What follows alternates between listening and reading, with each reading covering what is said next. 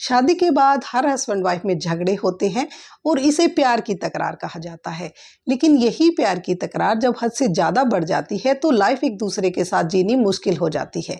आज हम बात करेंगे कि आपके बीच झगड़े क्यों होते हैं और किस तरह से आप उन्हें ख़त्म कर सकते हैं या कम कर सकते हैं। नमस्कार, मैं सरिता सेलवाल। आज हम डिस्कस कर रहे हैं ऐसे 10 पॉइंट्स जो आपके बीच झगड़े का कारण बनते हैं। पॉइंट नंबर 1 पर आता है कि आपके बीच में कम्युनिकेशन गैप रहता है। अगर आप आपस में बातचीत नहीं करते तो फिर झगड़े बढ़ते हैं, क्योंकि आपको नहीं पता कि आपका पार्टनर आपके बारे में क्या सोच रहा है। शादी के टाइम में ये झगड़े नहीं होते शुरुआत में, क्योंकि आपस में हस्बैंड वाइफ बहुत सारी बातें करते हैं, एक दूसरे का ख्याल रखते हैं। लेकिन वक्त के साथ साथ ये चीज़ें नहीं रहती जब बच्चे आ जाते हैं या फिर बहुत सारी जिम्मेदारियां आ जाती है। इसीलिए आपको हमेशा बातचीत करते रहना चाहिए। अपने दिल की बातें एक दूसरे के साथ शेयर करिए, तो फिर आपके मन में वो भड़ास नहीं होगी कि इन्हें ये नहीं समझते कि मुझे क्या चाहिए। और पॉइंट नंबर 2 पर आता है कि जब पैसे की लेन देन हो, जो फाइनेंशियल इश्यूज जो फैमिलीज़ में होते हैं, उनको मिलकर बातचीत करके आप पैसा खर्च करिए। कई बार ऐसा होता है कि हस्बैंड अपनी मर्ज़ी से खर्च कर देते हैं या वाइफ कर देती हैं, तो वो झगड़ा करते हैं कि तुमने मुझसे नहीं पूछा, ये खरीदने से पहले मेरी राय नहीं ली कि मुझे क्या पसंद है, तुम इस तरह की कलर की गाड़ी ले आए हो, मुझे ये नहीं पसंद है, मुझे रेड कलर चाहिए था। ऐसी छोटी छोटी बातें होती है, या पैसों को लेकर जहाँ आप खर्च करते हैं उन मुद्दों पर पहले बातचीत करिए और फिर पैसे को खर्च करिए। पॉइंट नंबर 3 पर आता है कि घर के कामों को लेकर भी अक्सर झगड़े होते हैं। वाइफ सोचती है कि मेरे हस्बैंड हेल्प करे, जो कि उन्हें करनी भी चाहिए, और वाइफ को भी अपने हस्बैंड को उस टाइम काम नहीं करना चाहिए जब वो परेशान है या थक कर आए हैं। इस तरह से जब आप एक दूसरे का ख्याल रखते हैं कि वो घर के कामों में आपकी हेल्प कर रहे हैं, वो आपकी केयर कर रही है, तो रिश्ता मजबूत होता है। पॉइंट नंबर 4 कि एक दूसरे के साथ टाइम स्पेंड करिए। जब आप बाहर जाते हैं, उस घर के माहौल से बाहर जाते हैं ना, तो अच्छा लगता है। आप भूल जाते हैं कि आप हस्बैंड वाइफ है, वहाँ आप एक दोस्त की तरह ट्रीट करते हैं। जब आप 2-3 दिन बाहर रहते हैं या फिर आप घूमने भी जाते हैं, पिकनिक पर जाते हैं, बाहर आप फील करते हैं कि आप एक दोस्त भी हैं। हस्बैंड वाइफ के लिए रिश्ते को मजबूती में सबसे पहला कारण है कि आपके बीच में दोस्ती होनी चाहिए। आप हर बात उन्हें बता पाएँ जो आप अपने फ्रेंड्स को बताते हैं। जब आप बिना किसी को जज किए बात सुनते हैं, अपनी वाइफ की, अपने हस्बैंड की बात सुनते हैं, तो आपके बीच में रिश्ता मजबूत होगा, आपकी बॉन्डिंग स्ट्रॉन्ग होंगी। पॉइंट नंबर 5 कि जो एक दूसरे के साथ आपका बिहेवियर है, अगर वो अच्छा नहीं है, आपके झगड़े ज़रूर होंगे।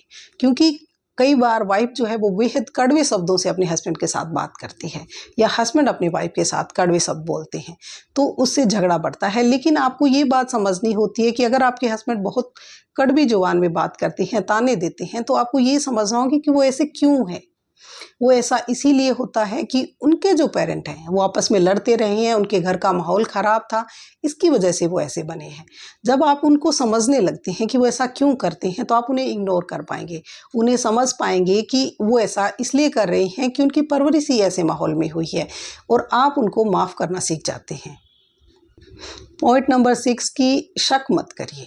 शक जो है वो घरों को तोड़ता है। एक दूसरे पर ट्रस्ट करिए। आजकल जो एक्स्ट्रा मैरिटल अफेयर्स चलते हैं, इनकी बात जब सुनते हैं तो उन्हें शक होता है कि क्या मेरा पार्टनर तो ऐसा नहीं है, और इस तरह की बातें वो मन ही मन में लेकर भड़ास में भर जाते हैं। उन्हें लगता है कि ये मेरे साथ चीट कर रहा है। आपको ज़रूरी है कि अगर आपको लग रहा है कि वो आपको चीट कर रहा है, तो आप बातचीत करिए। जब आप बात करते हैं, आपको वो बोलते हैं कि ऐसा कुछ नहीं है, तो उन पर ट्रस्ट करिए, क्योंकि ये जो रिश्ता है वो विश्वास के साथ चलता है। अगर विश्वास नहीं है तो रिश्ता नहीं चल सकता। पॉइंट नंबर 8 पर आता है कि एक दूसरे को माफ़ करिए। अगर आपके हस्बैंड ने कोई गलती की है, वाइफ ने कोई गलती की है, तो आप उनको माफ़ करिए, क्योंकि हर इंसान गलती कर सकता है।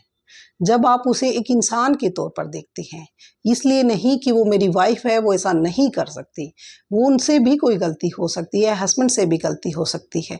जब आप एक दूसरे को माफ़ करते हैं और दिल से अपनाते हैं, एक्सेप्ट करते हैं जैसे वो हैं, जैसा उनका नेचर है, जिस तरह की भी वो इंसान है, आप एक्सेप्ट करते हैं कि हाँ, अब मुझे इन्हीं के साथ रहना है। और जब आप समझौते और या कंप्रोमाइज़ करना सीख जाते हैं, तो फिर लाइफ आसान हो जाती है। और ऐसा नहीं है कि शादियों में कॉम्प्रोमाइज़ नहीं करने पड़ते। पॉइंट नंबर 9 कि आप अपने रिश्ते में किसी थर्ड पर्सन को इन्वॉल्व मत करिए कि आप अपनी हर छोटी से बड़ी बात दूसरों को बता रहे हैं। कई बार ऐसे होता है कि आपको किसी थर्ड पर्सन से सुनने को मिलता है कि आपके हस्बैंड ये बात कर रहे थे, तो ये बात बड़ी ही इंसल्टिंग फील कराने वाली होती है कि मेरे हस्बैंड मेरी हर छोटी छोटी बात बाहर बता रहे हैं, या वाइफ ये बाहर आपकी बातें कर रही होती है। आपको एक दूसरे की छोटी छोटी बातों को एक तरह से राज रखना होता है। आप हर बात बाहर नहीं बता सकते। उनको इज्जत देना और उनकी इज्जत दूसरों से करवाना आपकी ड्यूटी होती है, क्योंकि आप अगर हर बात को बाहर बताएंगे तो लोग उनका मजाक उड़ाएंगे और ये रिश्ता जो है वो और ज़्यादा कॉम्प्लिकेटेड हो जाएगा, झगड़े की शुरुआत होती है। बात आप दूसरों को तभी बताइए जब आपको लगता है कि आपसे ये बात नहीं संभलने वाली है, वो बात किसी मेंटल हरासमेंट की है, फिजिकल एब्यूज़ आपके साथ हो रहा है, तो ही आप दूसरों के साथ बातें शेयर करिए। पॉइंट नंबर 10 कि जो लड़कियां या लड़के हैं शादी से पहले अपने मन में एक इमेज बना कर रखते हैं कि मेरा हस्बैंड जो है वो मेरे लिए ये काम करेगा, मेरे सारे सपने पूरे करेगा, और उसी तरह से एक लड़का इमेज बना कर रखता है कि मेरी वाइफ मेरे लिए मेरी देखभाल करेगी, फैमिली की देखभाल करेगी और मेरे लिए पैसे भी कमाएगी। तो इस तरह की चीज़ें नहीं हो सकती, क्योंकि आप जो सोच के रखते हैं ज़रूरी नहीं है कि आपका पार्टनर उसमें पूरी तरह से फिट हो। इसके लिए ज़रूरी है कि आप या तो शादी से पहले बात करिए कि मुझे आपसे ये चाहिए, कि मेरे ये सपने हैं, क्या आप पूरे कर पाएँगे? तो अगर वो हाँ करते हैं तो उनका दोष बनता है बाद में कि उन्होंने पूरे नहीं किए। लेकिन आप पहले कुछ नहीं बताते, पहले बोलते हैं कि मुझे कुछ नहीं चाहिए, और बाद में एक लड़की अपनी पूरी लिस्ट निकाल के बैठ जाती है कि मुझे शादी के बाद ये करना है, मेरे ये सपने थे और तुम्हें पूरे करने पड़ेंगे। और इसी तरह से एक लड़का जो पहले नहीं बताता कि मैं तुमसे क्या-क्या उम्मीदें रखता हूँ, और शादी के बाद एक पूरी लिस्ट रख देगा कि इस तरह के काम तुम मेरे लिए करो, तुम मेरे घर को भी संभालो, तुम बाहर जाकर भी काम करो।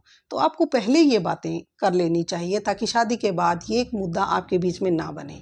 और जब आप एक दूसरे के कंधों पर बोझ डाल देते हैं सपनों का, तो फिर वो कंधे झुकने लगते हैं, दिल टूटने लगते हैं, और फिर जब दिल टूटते हैं तो घर टूटते हैं। आपस में बैठकर बात करिए, क्योंकि बातचीत से किसी भी मुद्दे को सुलझाया जा सकता है। उसके लिए ज़रूरी नहीं है कि आप हाइपर हो और झगड़ा करें। उम्मीद करती हूँ कि आपको ये वीडियो पसंद आया होगा। तो अगर पसंद आया है तो शेयर करें, चैनल को सब्सक्राइब करें, वीडियो को लाइक करें और मुझे बताएं कि आपका इस बारे में क्या सोचना है।